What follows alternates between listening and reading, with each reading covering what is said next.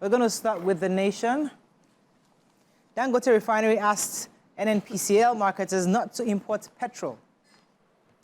Tax panel chair explains VAT sharing on basis of derivation and consumption. Tinubu's appointment inclusive, not lopsided, says Omokri.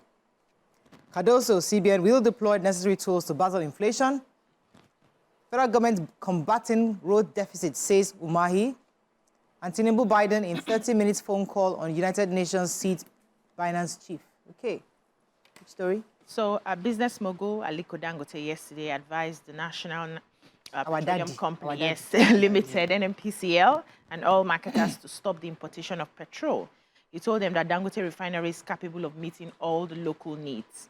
He spoke after a meeting of the implementation of Committee on Crude Oil and Refined Product Sales in Naira in Abuja, which he attended. President Bola Ahmed Tinubu was the one who hosted the meeting at Aso Villa and also explained that the sale of crude in Naira will put the oil sector in an effective lane. Now, he says that he doesn't want us to revert to an outdated and ineffective method of the last 40 years on how we have been, dealing with petrol. And he says, I assured Mr. President, that's Mr. Aliko Dangote talking now, that we'll be able to supply the market minimum of 30 million liters per day, and we'll be ramping up as we go on. So we are ready, we are more than ready. And what I'm saying is the retailer should please come forward and load the product. If you don't come forward to pick, what do you want me to do? There's nothing I can do. He says, I am expecting either NNPCL or marketers to stop importing, so they should come and buy our products because we have what they need, and they know as they move, I will keep pumping. That's Dangote speaking. And he says he doesn't understand that he has over 1 billion liters inside the tank, and that is costing him a lot of money just sitting and lying there. So I really don't understand why the marketers are not buying from him. Is it more expensive? Is it cheaper for them? Maybe the price is higher. The more you see, imports. Because every day in the papers is something different. Yeah. The other day we heard that he has not produced enough. He's not meeting the target he promised. Now he's saying he has over how many billion? One will say he doesn't like competition, and you're going to bring in. But the reason we have deregulated the sector and all of us Nigerians are paying through our nose to buy petrol is so that freedom. Everybody competes and competes right. Yeah. I can choose my. I am suspecting that the price is high. Can we move forward? Next story. So I want to take the story. It's a follow-up story. I've been taking it, I think since on Monday, about the fact that the Northern Governors Forum are against the current tax reform, but Mr. Oyedele, who put together the reforms, I want to get his designation right.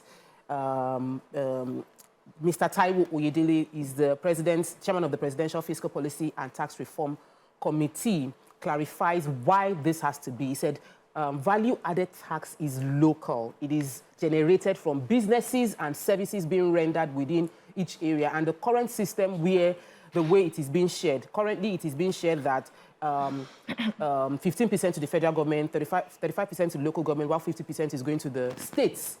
Equally cannot work because it is generated from the local area. So like telecommunication VATs are generated from specific areas. The states that are generating these money should be the one to benefit more from the money. So now they are doing a rearrangement in the proposed new bill where 20% of VAT revenue would be in the states and local government based on where it is derived.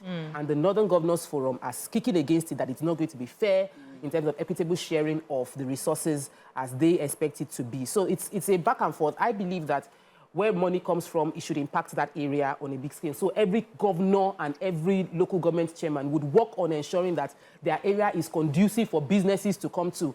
Healthy competition. I can decide to move my headquarters to another states so that I would be able to pay my VAT there and bring revenues to them. So that's what I believe should be. So we're waiting to see what they would say about it. Okay, go ahead. Okay, so I have the story of Reno Omokri. Reno Omokri, we don't know where his loyalty is. So they said that the former president aide, Mr. Reno Omokri, has praised President Bola Ahmed Tinubu for running an inclusive government that will enhance the country's unity and stability.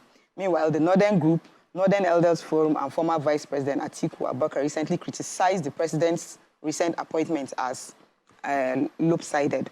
But he, Omokri, dismissed it and said it's untrue, explaining that available records showed Tinubu's appointments complied with the constitutional provisions on federal character, most especially his recent appointments where he appointed Chief of Naval Staff Rear Admiral Emmanuel Ikechukwu Ogala as the Southeast member of the Joint Chiefs of Staff.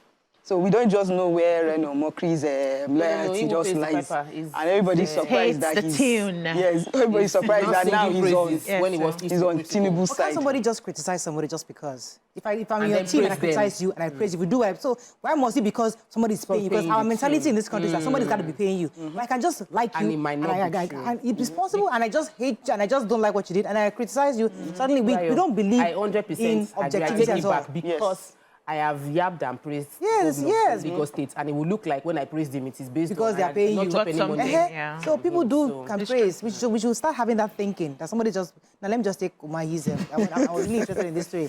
So the Works Minister, David Umahi, has expressed disappointment in the viral statement attributed to the House Committee Chairman Aderemi Oseni, criticizing him about the conditions of the Nigerian roads. I was just going on saying that his comments were unprovoked attack, and they are inconceivable embarrassment to himself and to his ministry. According to him, what he has done, that obviously people are upset that he's not giving out contracts. He can't give out contracts because the president had instructed that 90% of the funds they have must be to ensure that the inherited projects are completed and alive. So it's until those projects are completed, we can't start dashing out or starting contracts or giving out jobs for new projects. That the instruction he has from the Mr. President is that those projects must be alive and in the budget before you can start looking for funds to do more. So he's sorry for those who are angry and angry that he's unable to give out contracts. Sorry, there's nothing on ground. Let them wait now. So we don't do things haphazardly. Okay, next paper. I don't know what's going on with Punch. We didn't see Punch. We didn't see Punch. Okay, there was yesterday we saw Punch, but Punch was missing a couple of days also. Punch and Sun, I'm not sure what's going on with Sun. Daily Vanguard, petrol price up third time in 60 days as crude price drops. Biden supports Nigeria's quest for United Nations Security Council seat. Bandits take over military camp in Niger. Reps probe Ekweche over assault on Bolt driver. Government media must unite to move Nigeria forward, says VP Shatima. NPA halts container released at Apapa Port due to severe congestion. And FG yet to reach out to us, says striking varsity unions. Let's take one story for the break. Yeah, so the House of Representatives has directed its Committee on Ethics and Privileges to investigate a member, Alex Ikweche, a member representing Aba North and Aba South Federal Constituency, over allegations of assault on the Bolt driver. We saw the viral video and we took the story here. They said this came as the reps has apologized for assaulting the driver who came to deliver a way bill to him in his Abuja residence. So the House of Reps position followed the adoption of a motion of a matter of privilege under Order 6 of the House Rule moved by the House Leader, Professor Julius Ihovere, at plenary. And while they were raising the matter, I said this drew attention of the House to the trending video report over the encounter between a member of the Bolt driver. The House Leader informed the Parliament that over the last hours, he has been getting a lot of calls and messages from across the country on this particular issue, and so they have to investigate it.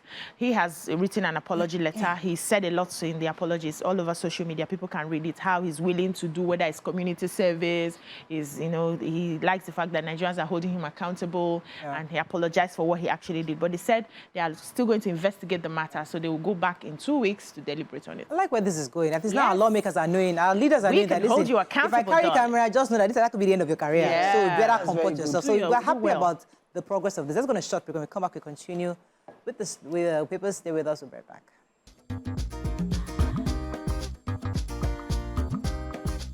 Stay tuned. Your View will be right back.